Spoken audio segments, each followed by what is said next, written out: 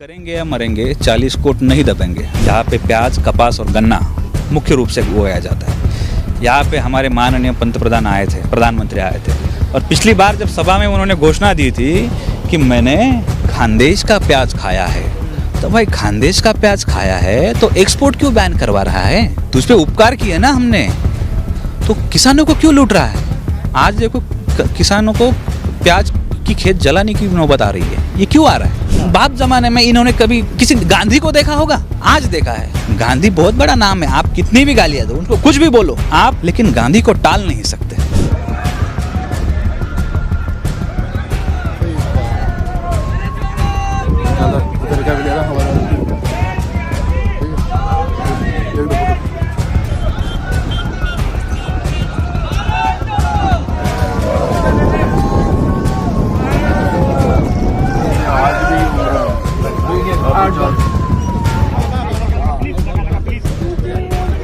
भारत जोड़ो न्याय यात्रा लगातार जारी है। इस यात्रा का आज 60वां दिन है और इस 60वें दिन भारत जोड़ो न्याय यात्रा महाराष्ट्र के धुले जिले में पहुंची है। अभी मैं जहां पर मौजूद हूं वो बहुत ही ऐतिहासिक जगह है। तस्वीरें मैं आपको दिखा देता हूं। ये क्रांति स्मारक है और ये अपने आप में बहुत ही ऐतिहासिक जगह है। आज धूले में जब यात्रा ने प्रवेश किया तो राहुल जी इस क्रांति स्मारक पर आए, यहाँ पर उन्होंने सम्मान अर्पित किया, पुष्प अर्पित किए। उसके बाद यात्रा की शुरुआत हुई। यहाँ के जो स्थानीय लोग हैं इनसे बातचीत करेंगे। इस क्रांति स्मारक की जो है खासियत क्या है, ये कितना ऐतिहासिक है, राहुल जी जो आए हैं कितना महत्व है इसका आपसे जानना चाहूँगा।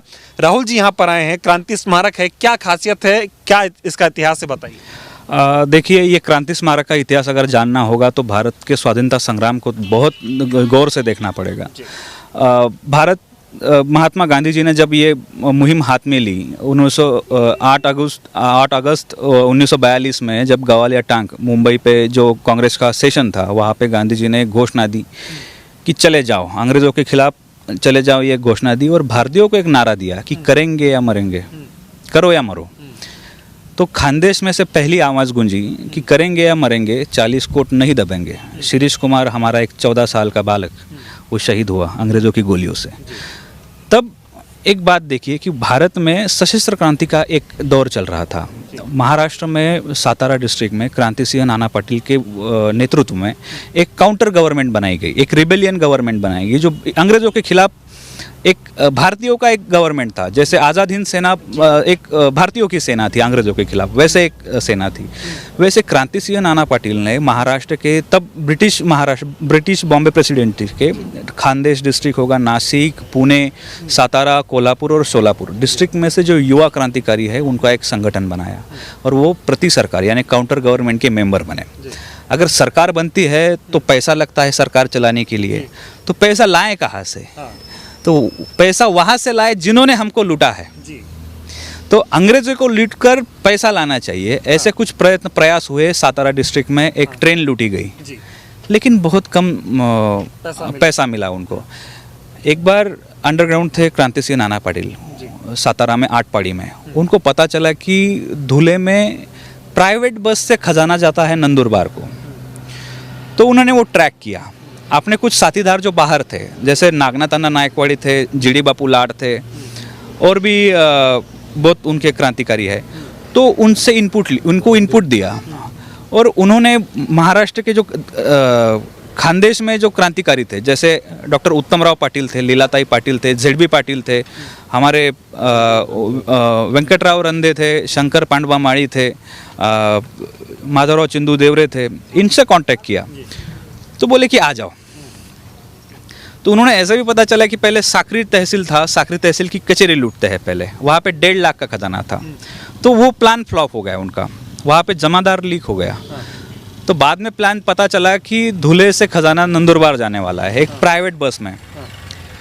तो प्राइवेट बस को लूटना चाहिए, तो कैसा लूटा जाए? उन्होंने पहला ट्रैप लगाया धुले सिटी में। तो धुले सिटी में ट्रैप लगाने के बाद वो फेल हो गया, पुलिस उनके पीछे पड़ गए।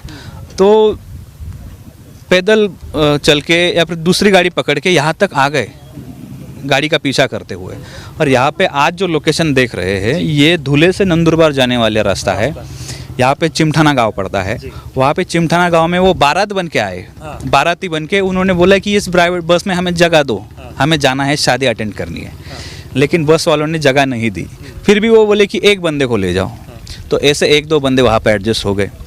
यहाँ पे जो पहाड़ है आप देख सकते हो, यहाँ पे पहाड़ है, ढलान है, ढलान पे जैसे गाड़ी आई तो एक बंदा बोला कि मुझे वोमिट आ रही है, आई एम फीलिंग अनकम्फर्टेबल। तो ऐसा बोल के वो रास्ते के गाड़ी के बाहर झुका, उसने लाल रुमाल दिखाया। यहाँ पे धाबा बोल के हमारे क्रांतिकारी बैठे थे। ये जगह है, ये पवित्र जगह है, मेरे शरीर के रोंगटे खड़े हो गए। यहाँ पे ब्रिटिशों का 5.5 लाख का खजाना लूटा गया। 5 लाख का खजाना बोरियों में भरकर यहाँ से, इस गांव से, चिमठाना से लामकनी गया, लामकनी से देऊर बुद्रुक गया, देऊर बुद्रुक से मालेगांव के रास्ते नांदगांव तक गया। वहाँ पे डॉक्टर उत्तम राव का ससुराल था, उत्तम राव पाटिल का। वहाँ से उन्होंने बोरियों से निकाल के, गद्दे रहते हैं हमारे सोने के, सोने के गद्दों में वो खजाना डाला और वैसा ट्रेन से दौड़वाया, सातारा में वो खजाना पहुँचाया गया। तो आज भी ये इतिहास है, जो ज्वलंत इतिहास है। हम खानदेश वासी ये अपने रगों में समाये हुए हैं, अपने दिलों में ये इतिहास को जागरूक करते हैं। और यही कोई ये संवेदना है कि हमें कांग्रेस के प्रति बहुत सारा लगाव है। राहुल जी आज यहाँ पर आए हैं, मणिपुर से यात्रा शुरू हुई थी और जिस जगह पे अंग्रेजों का खजाना लूटा गया वहाँ राहुल जी आए और आप लोगों का इस जगह के प्रति एक प्रेम है, सम्मान है। राहुल जी यहाँ पर आए, इसको कैसे देख रहे हैं, कितना अच्छा लग रहा है? जी, ये कनेक्शन बहुत पुराने हैं। अगर स्वाधीनता संग्राम या स्वतंत्रता संग्राम को हम देखा जाए तो यहाँ से जो ट्रेन गुजरती है तो महात्मा गांधी जी कुछ घंटों के लिए दोंडाईचा में रुके थे।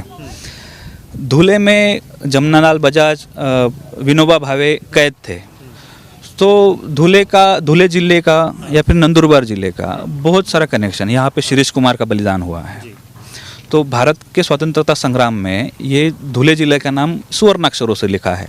उसके बाद अगर हम नेहरू जी का या फिर इंदिरा जी पे आए तो नेहरू जी ने यहाँ पे हमें डैम्स दिए हैं।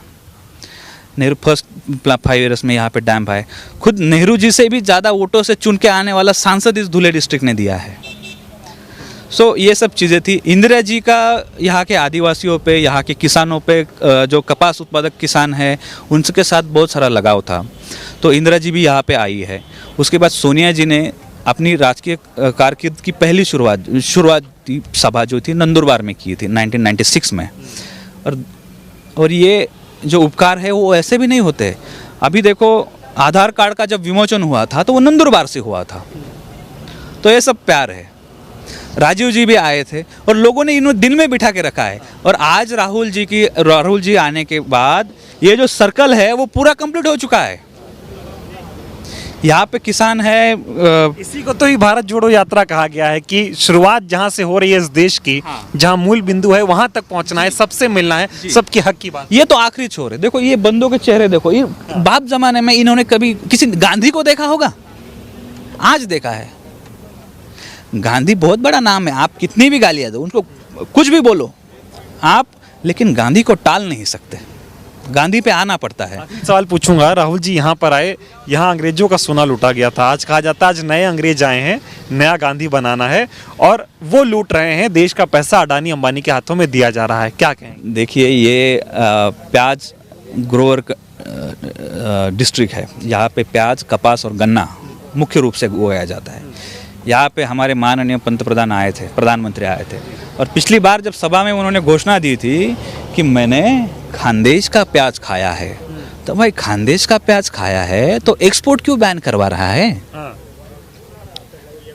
तुझ पे उपकार किए ना हमने, तो किसानों को क्यों लूट रहा है?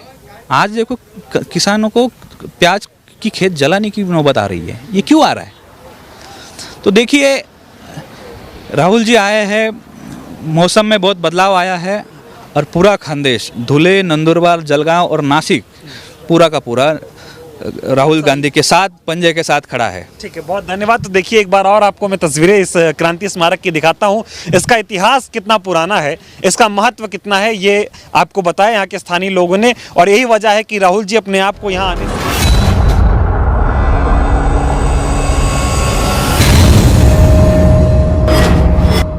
मिलेगी सबसे पहले हर खबर चेंजिंग फ्यूचर न्यूज पर, जो बदलेगा आपका फ्यूचर।